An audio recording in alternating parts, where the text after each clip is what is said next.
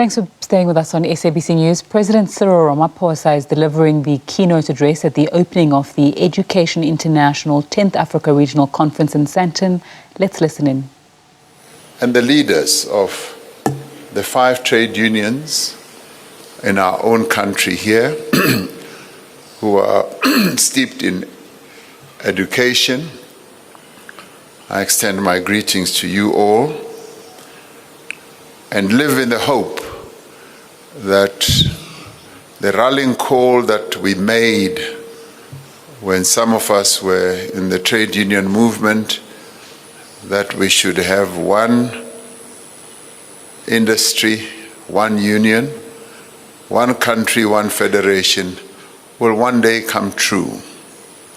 It's wonderful to have all the 5 strong trade unions in our country, but I live in hope that one day you will all unite and be one union. And I say so advisedly, President Hogwood, because as I stand here, I'm the employer to all those 5 unions and their members. And I really prefer to negotiate with one union.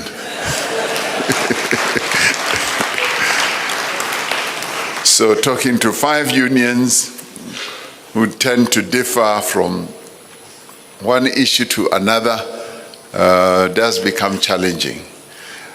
And you know, they are so clever, these 5 unions.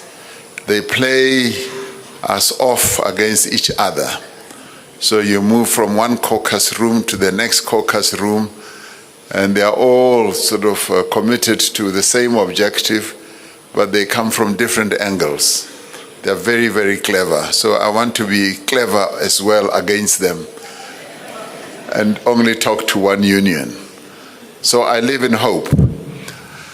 It's a real privilege to address this 10th Africa Regional Conference of Education International, particularly with its focus on shaping the future of education on our continent, as well as beyond. And the theme of your conference is Standing Together for Resilient Education Systems in Times of Crises. This resonates very well with the various crises that the people of the world have had to face in recent times. Of course, the one that stands out that has been very globular is COVID-19, but beyond that, there are quite a number of other regional crises. Maybe to be a bit historical, in our case as South Africa, we started off with having to unite and working together to face a crisis in education, which was given rise to by the evil apartheid system. There had to be unity, and the unity also was amongst some of the unions that got together to fight against a terrible education system. And they triumphed and succeeded in installing a much better education system that still needs to be taken out of a crisis situation that persists, largely because of our past. Government is spending quite a lot of money, and 6.6% of our GDP is spent on education, and overall almost 19% of our national expenditure is dedicated to education. So it is very high in terms of attention and expenditure of money in trying to resolve the current situation, the past, and the future. So dedication to education is quite strong in our government system. But we're also having to face other crises, and this is where your theme also rings so true. In many parts of the world, on our own continent, the political instability with which the chair referred to also requires resilience. As coups are taking place in various parts of our continent, that requires resilience. Right now, there are wars that are raging in Ukraine and Russia.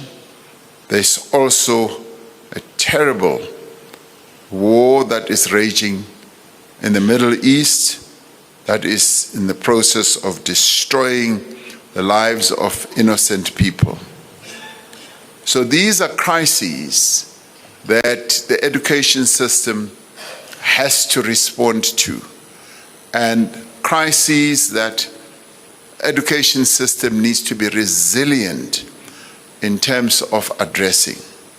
So I'm rather glad that your deliberations today are going to be rooted on how you can all make the education system, all of us, can make it resilient to be able to withstand all these crises. Some of them have to do with climate change, some with wars, some with terrible incidents like fires and floods that disrupt people's lives. So you couldn't have chosen a better theme for your conference, and I do hope that your deliberations will come up with a number of strategies and actions that will enable the nations of the world, particularly on our own continent, Africa, to be able to navigate our way through all these. And the story of our own country is one of resilience, where communities have united in pursuit of a common cause. And indeed, we find that that tends to be the case in many parts of the world. This is a phenomenon that we saw during COVID, as COVID swept across the globe, and it brought a crisis of unprecedented scale.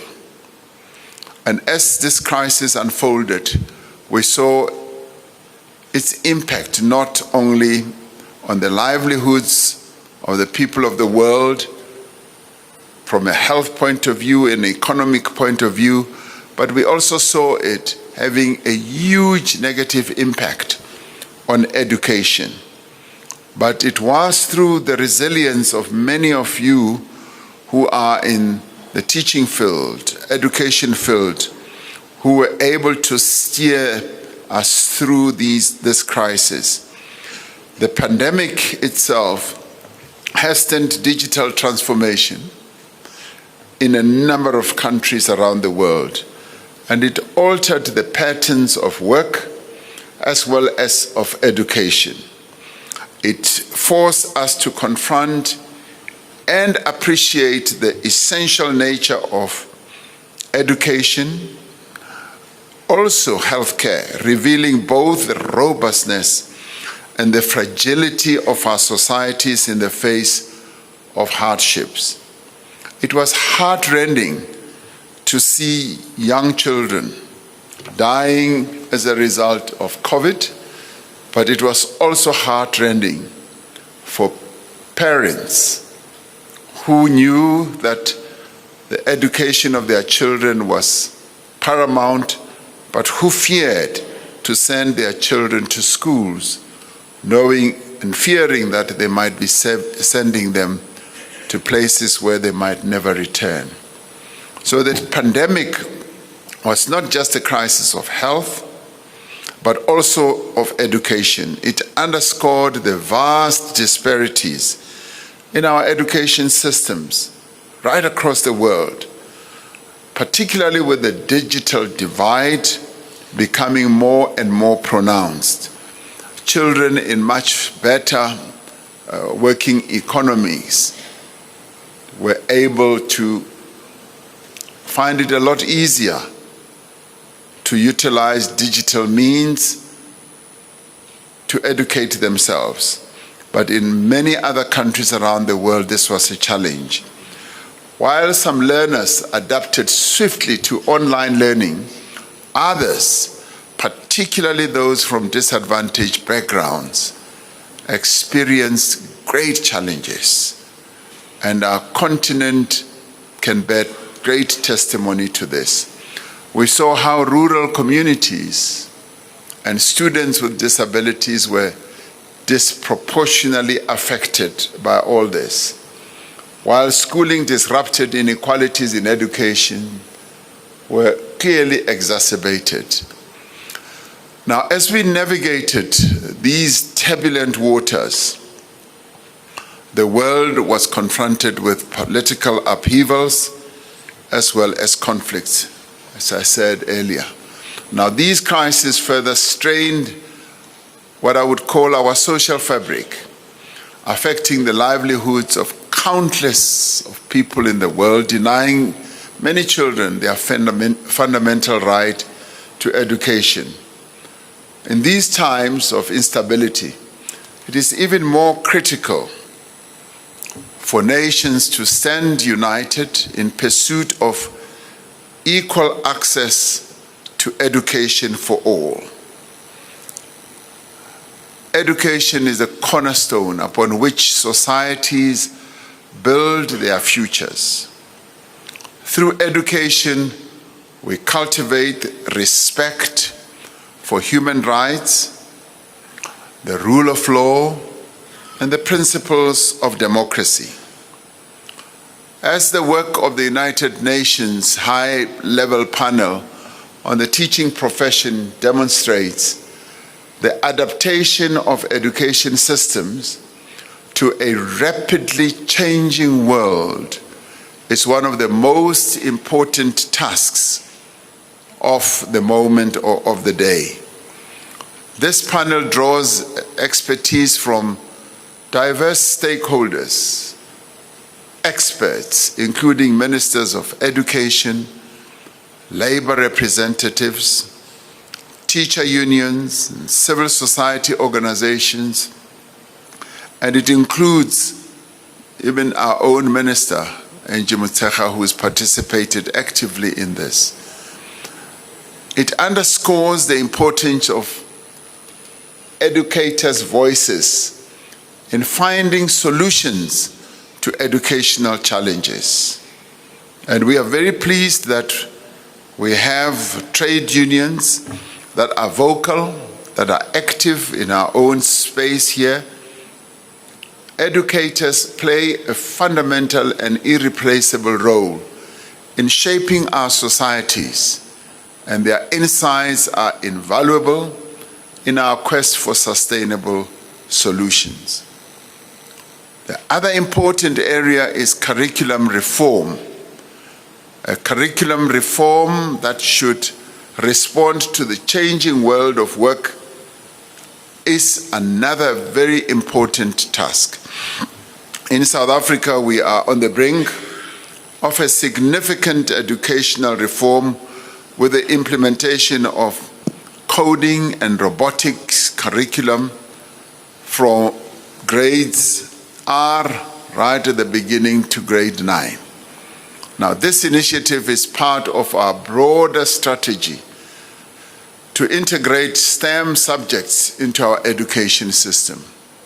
By doing so, we aim to equip our learners with the digital skills that are necessary to thrive in a fast-paced world. Another important area for many countries on our continent would be to deal with another crisis that is age-old, that many of our countries were plunged into by force, I would say, colonialization. The impact of colonialization in many countries on our continent had a huge negative impact. And the whole process of decolonization of education has become increasingly important. Now, many learners and students have taken up the cudgels to ensure that we decolonize our education systems. And we and you all as educators need to join this. Now, your discussions at this conference focusing on tackling important issues such as racism, decolonizing education, and promoting democracy, and also promoting human rights, and especially trade union rights, could not be more timely. The project of decolonizing education in Africa is not just a matter of academic interest. In many ways, it is a pressing need, and others would say it is a life and death matter, because education being so important in the lives of people around the world, it is much more urgent that we should streamline our education system and cleanse it of the colonial type of ideology that infected our education system. We must challenge colonial theories and practices to build resilient education systems that are centered on African perspectives and experiences. This requires a shift from a Eurocentric worldview to embrace a more diverse and inclusive perspective.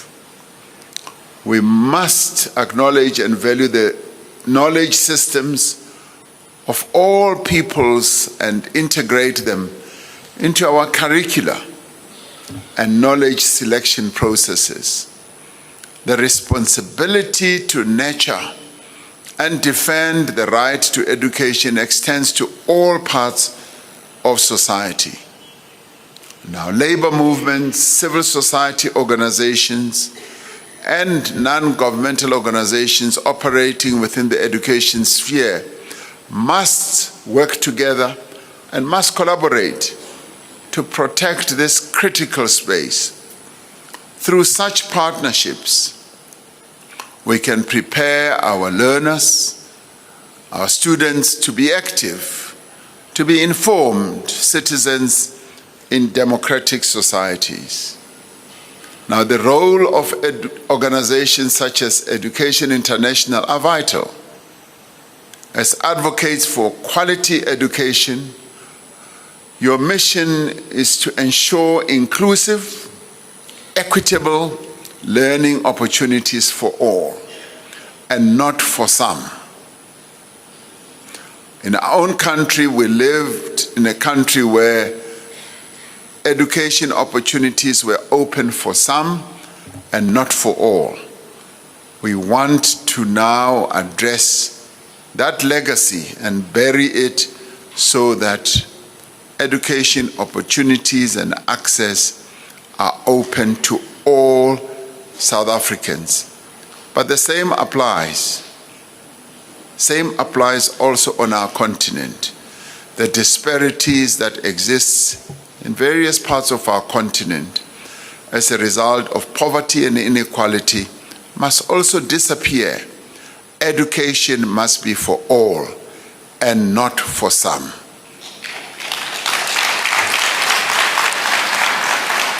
What is also needed are safe and conducive environments where the rights of all learners are respected and upheld.